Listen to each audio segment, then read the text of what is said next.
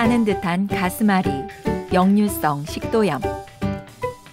치료에 도움이 되는 생활 수칙. 매주 한 번 이상 생활에 지장이 있을 만큼 속이 쓰려본 적이 있다면 역류성 식도염을 의심해 볼 수 있습니다. 이외에도 눕거나 구부릴 때 생기는 속쓰림, 쉰 목소리, 목의 이물감, 삼킴장애, 명치 끝에서 목구멍 쪽으로 치미는 타는 느낌, 쓰라린 느낌은 역류성 식도염의 흔한 증상으로 알려져 있습니다. 역류성 식도염이란 위의 내용물이 역류에 발생하는 식도의 염증으로 다양한 증상을 말합니다. 대표적으로 식도 점막 손상을 들 수 있는데요. 정상적인 경우 위와 식도의 경계는 닫혀 있어 위의 내용물이 식도로 넘어오지 않습니다. 그러나 조절 기능이 어떠한 이유로 약해지는 경우 경계부가 완전히 닫혀 있지 않아 위산이 식도로 역류하게 됩니다. 이는 하부 식도 관략근이 약해져서 발생하는데요. 불규칙한 식습관이 주요한 원인으로 꼽힙니다.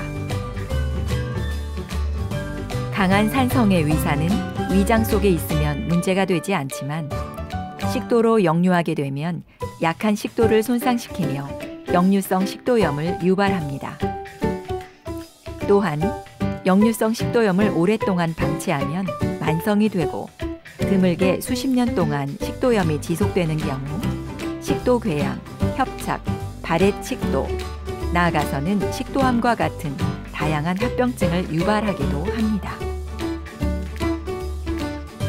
역류성 식도염 증상.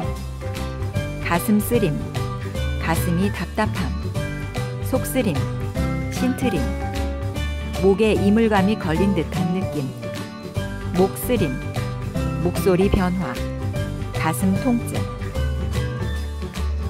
역류성 식도염 진단. 역류성 식도염은 위내시경 검사로 진단하게 됩니다. 만약 위내시경이 어렵다면 식도, 산도 검사를 진행하게 됩니다. 위, 식도, 역류 질환의 절반 정도에서 내시경을 통해 식도염을 관찰할 수 있습니다. 역류성 식도염 재발 방지. 역류성 식도염은 특히 재발이 쉽다고 알려져 있는데요. 약물 치료도 좋지만 재발을 막기 위해서는 무엇보다도 생활습관 교정이 중요합니다. 생활습관 교정으로도 증상이 개선되지 않는 경우 약물 치료를 하게 되는데요.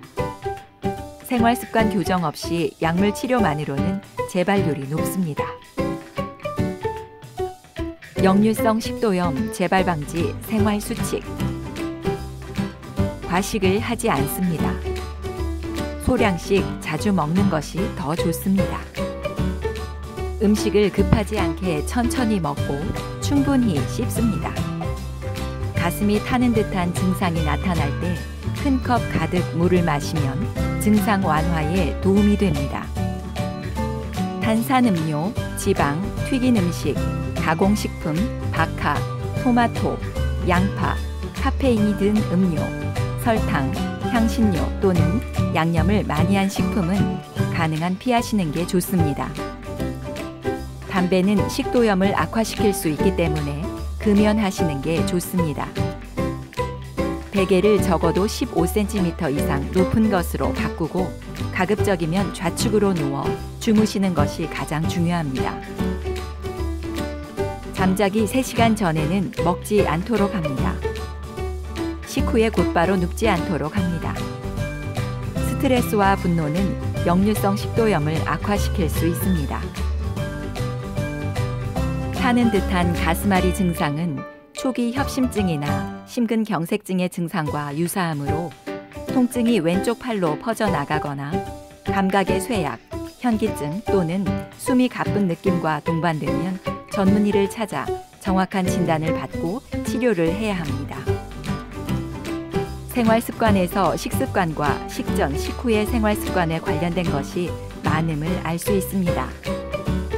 규칙적인 식사, 속쓰림을 유발하는 음식물 섭취 지양, 식사 후 바로 눕지 않는 것만 지켜도 증상을 많이 개선할 수 있습니다.